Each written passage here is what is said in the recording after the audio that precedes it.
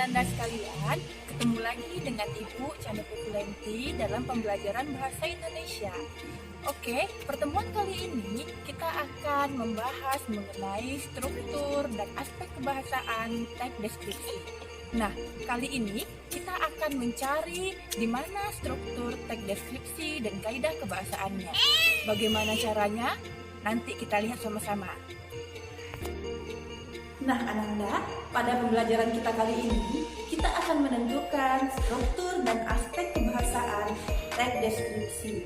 Sebelum kita tentukan struktur dan aspek kebahasaan teks deskripsi, mari kita semua membaca teks berikut ini.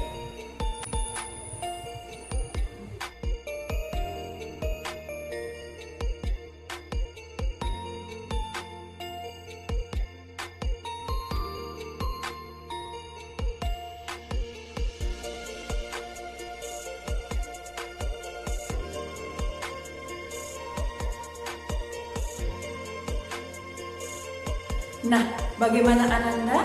Apakah sudah dibaca dengan seksama teks yang tadi Ibu berikan? Ya, teks tersebut judulnya adalah Semangka. Dan nantinya kita akan mengetahui struktur dan aspek kebahasaan teks yang berjudul Semangka tadi. Pertama, kita akan membahas struktur teks yang berjudul Semangka. Kita dengar sama-sama ya. Untuk menentukan struktur teks deskripsi yang telah kita baca tadi, kita mulai dari judul, di mana kita lihat pada teks tadi, judul yang tertera itu adalah Semangka. Untuk struktur yang kedua adalah identifikasi. Biasanya mencari identifikasi pada teks, yaitu ada pada paragraf pertama. Seperti yang kita lihat pada teks Semangka ini, paragraf pertama yaitu dimulai dari kalimat pertama, semangka adalah salah satu jenis buah yang mengandung banyak air. Buah semangka memiliki biji di dalamnya. Biasanya, ada semangka yang memiliki biji warna putih atau hitam kecoklatan. Buah semangka sendiri berwarna merah merona. Itulah identifikasi dari teks yang berjudul Semangka ini. Struktur yang ketiga, kita akan menentukan klasifikasi. Pada teks yang berjudul Semangka ini, ada 3 klasifikasi. Yang pertama, kita baca pada paragraf kedua, yaitu kalimat pertama. Buah ini sangat cocok dinikmati ketika musim panas.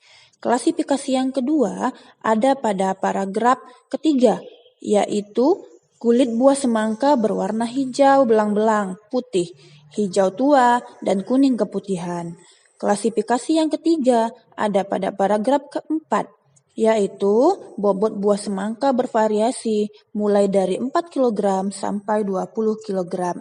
Itulah klasifikasi pada teks yang berjudul Semangka.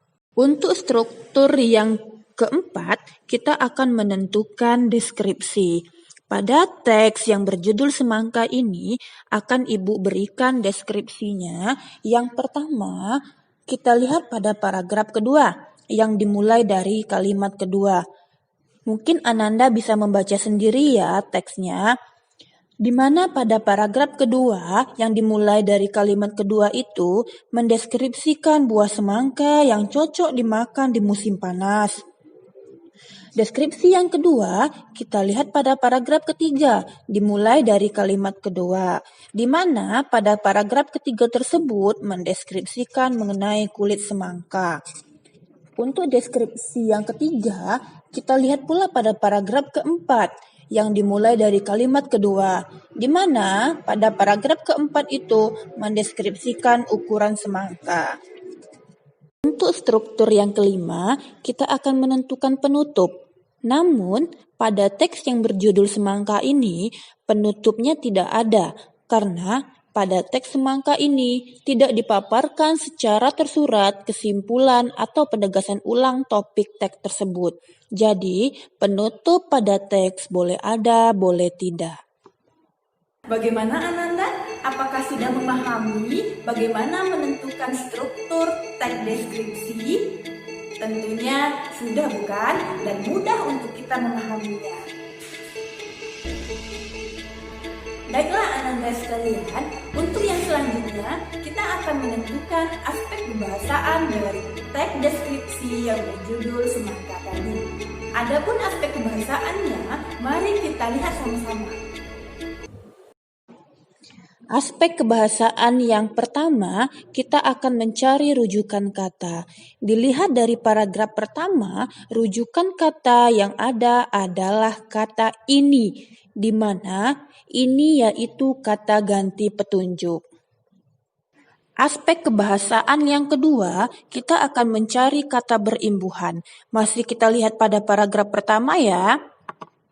Kata berimbuhan yang pertama kita dapati adalah kata memiliki, di mana dari kata dasar milik itu mendapat imbuhan me lalu akhiran i.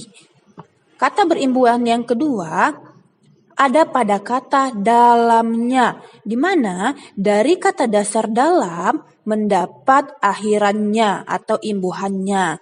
Yang ketiga ada pada kata biasanya, di mana dari kata dasar biasa mendapat imbuhan atau akhirannya juga. Yang keempat, ada pada kata kecoklatan, di mana dari kata dasar coklat mendapat imbuhan atau awalan ke dan akhiran an. Aspek kebahasaan yang ketiga, kita akan mencari konjungsi. Masih kita lihat pada paragraf pertama, di mana konjungsi yang kita temui ada kata yang dan ada kata atau. Aspek kebahasaan yang keempat, yaitu penggunaan kata depan di dan huruf kapital. Pada paragraf pertama ini, penggunaan kata depan di dan huruf kapital kita lihat pada kalimat buah semangka memiliki biji di dalamnya, yang mana penggunaan huruf kapital ada pada awal kalimat, yaitu kata buah, dan penggunaan kata depan di ada pada kata di dalamnya. Ananda, setelah kita mempelajari bagaimana menentukan struktur teks deskripsi dan kaidah kebahasaan teks deskripsi, untuk selanjutnya Ibu akan memberikan tugas ke Ananda. Di rumah, kita mengerjakan sama-sama dan mencari bagaimana menentukan struktur teks deskripsi dan aspek kebahasaan teks deskripsi.